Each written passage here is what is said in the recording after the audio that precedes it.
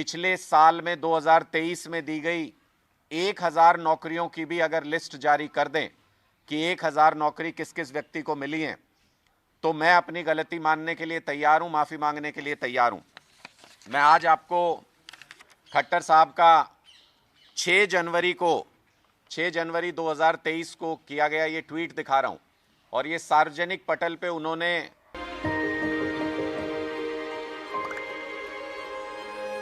मिलके हम पंजाब को रंगला पंजाब बनाएंगे और बिजली के मामले में पंजाब को सरप्लस बनाएंगे। 24 घंटे बिजली रहिंदी है जी, कोई दिक्कत नहीं बिजली दी सानू। गरीबां दा जिउण दा स्तर जिहड़ा जीवन उच्चा पੱਧਰ दा किवें ਚੱਕ ਸਕਦੇ ਹਾਂ, ਇਹ ਸਾਡੀਆਂ ਪ੍ਰਾਇੋਰਟੀਜ਼ ਨੇ। ਮੇਰੇ ਤੇ ਯਕੀਨ ਤੁਸੀਂ ਕੀਤਾ ਤਾਂ ਯਕੀਨ ਰੱਖਿਓ, मैं ਤੁਹਾਡਾ ਯਕੀਨ ਕਦੇ ਟੁੱਟਣ नहीं दूंगा। घोषणा भी की थी, मैं इसको पढ़ के आपको सुनाता हूं। उन्होंने कहा था कि वर्ष 2023 में ग्रुप सी व डी के पदों के लिए हम हरियाणा में 50,000 भर्ती करने जा रहे हैं। प्रदेशवासी अपना विश्वास बनाए रखें, किसी के बहकावे में ना आए। तो आज मैं मुख्यमंत्री मनोहर लाल खट्टर जी से यही पूछना चाहता हूं कि प्रदेश के लोग तो किसी के बहकावे में नहीं आएंगे, आपके भी बहकावे में नहीं आएंगे। जो आपने 50,000 नौकरी 6 जनवरी 2023 को वादा किया था कि आप इस साल में देंगे, आज 25 जनवरी 2024 है, पूरा एक साल बीत गया, उससे भी ज़्यादा समय हो गया। मैं सिर्फ और सिर्फ खट्टर साहब आपसे निवेदन करता हूं, 50,000 तो बहुत ज़्यादा हो जाएंगी, हमसे शायद गिनने में ना आए। आप पूरे प्रदेश में साल 2023 में दी गई सिर्फ 1000 नौकरियों की लिस्ट अगर सार्वजनिक कर दें तो बड़ा आभार होगा आपका। प्रदेश के युवाओं को भी पता चलेगा कि आप उनके लिए कितना कुछ कर रहे हैं। लेकिन आश्चर्य ये कि कल भी जब बीजेपी की सोशल मीडिया ट्रोल्स की टीम ने इस मुद्दे के ऊपर हमें टारगेट किया, तो किसी भी ट्रोल ने अपने जवाब में कौन सी नौकरियां दी उसके बारे में जिक्र नहीं किया। 1000 नौकरी का सिर्फ प्रश्न पूछा था मैंने। 1000 नौकरियों की लिस्ट अगर सोशल मीडिया पे भी सार्वजनिक कर देंगे तो हमारे सवाल खत्म हो जाएंगे। मैं ग्रुप सी और डी की भर्तियों के बारे में अगर मैं उल्लेख करूं, जिसका मुख्यमंत्री जी ने यह कहा था जनवरी 2023 में कि 50,000 नौकरियां हम देंगे, किस बेतुके तरीके से, किस बेवकूफाना तरीके से भारतीय जनता पार्टी की यह सरकार काम कर रही है, उसका एक नमूना मैं आपके सामने रख रहा हूं कि भारतीय जनता पार्टी में ऐसे शख्स के पास नौकरी देने की जिम्मेदारी आ गई है जिसको नौकरी का न भी मालूम नहीं है। ग्रुप सी के लिए 32,000 पदों की भर्ती होनी है। खट्टर सरकार के निकम्मेपन की वजह से ये भर्तियां कोर्ट में अटकी हुई हैं। अप्रैल की इनकी अगली तारीख दी गई है। बार बार अभ्यर्थी ये मांग कर रहे हैं कि हरियाणा सरकार अर्ली हियरिंग के लिए रिक्वेस्ट करे कोर्ट में और इस मामले को अपना जवाब दाखिल करके जल्दी से निपटाए ताकि वो भर्तियां हो सके, 32,000 भर्तियां। लेकिन अर्ली हियरिंग की सरकार की तरफ से कोई कोशिश नहीं की जा रही। अब ये कह रहे हैं कि ग्रुप डी की 13,000 से ज़्यादा भर्तियां अब सरकार करने जा रही है, उनकी लिस्ट जारी करने जा रही है जल्दी, ऐसा दावा सरकार की तरफ से किया गया। ग्रुप डी की भर्ती ग्रुप सी से पहले सिर्फ वही मुख्यमंत्री कर सकता है जिसको नौकरी का न भी मालूम नहीं है।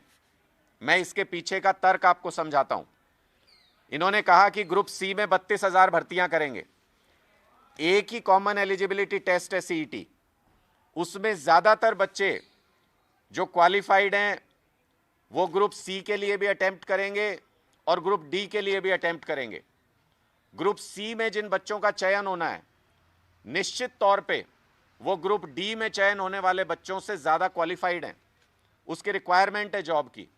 अब आप खुद देखिए कितना हास्यास्पद है कि 13,000 नौकरियां कह रहे हैं ग्रुप डी की निकालेंगे, उसकी जो लिस्ट जारी होगी उसमें बहुत सामान्य अनुमान है कि अगर मेरिट लिस्ट के हिसाब से लिस्ट जारी होगी तो उसमें 10,000 से ज़्यादा ऐसे बच्चे होंगे जो बाद में जाके ग्रुप सी के लिए भी एलिजिबल होने वाले हैं।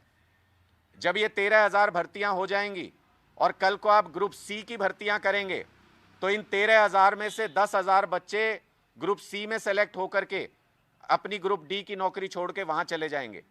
यानी आपने 13,000 भर्तियों का जो दावा किया वो एक बेवकूफाना हरकत बन के रह जाएगी। उसमें से 10,000 बच्चे ग्रुप सी में अपग्रेड हो जाएंगे और आपकी ये फ्यूटाइल हो जाएगी पूरी एक्सरसाइज। जो आप नौकरी देने की बात कर रहे हैं, ये 13,000 भर्तियां भी तब मानेंगे जब खट्टर सरकार इनको कर दे, क्योंकि अभी तक तो कोई एक भी भर्ती ऐसी हुई नहीं जो या तो कोर्ट में नहीं अटकी। अभी मैं कल परसों सुन रहा था कि वेटनरी सर्जन की भी 28 तारीख को परीक्षा होनी थी, इन्होंने उसको भी रद्द कर दिया। उससे पहले पता नहीं कितने सारे ऐसे केसेस हम देख चुके हैं।